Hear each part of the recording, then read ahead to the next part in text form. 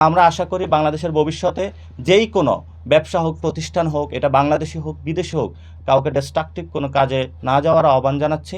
এবং আপনারা ধৈর্য ধারণ করবেন, আমরা স্বতঃস্ফূর্ত আন্দোলন করব। পৃথিবীর যেখানে মানুষ নির্যাতিত হোক, আমরা তাদের সাথে সংহতি জানাবো, আমরা তাদের সাথে পাশে আছি।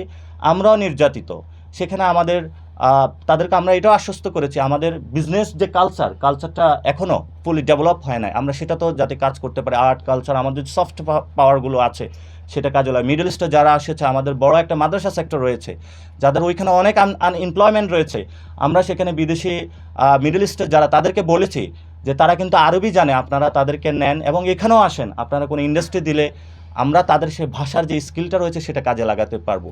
এবং আমরা ফিমেল সেকশন থেকে সবগুলো সেক্টরকে কীভাবে কাজে লাগানো যায় সবগুলোর সাথে বিষয়ে কথা বলেছি।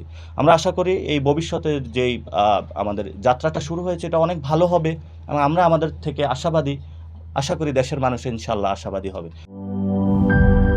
লিলি হালাল বিউটি সোপ, বিএসটিআই কর্তৃক সনদপ্রাপ্ত দেশের প্রথম হালাল বিউটি সোপ। দীপ্তিময় উজ্জ্বল ত্বকের জন্য।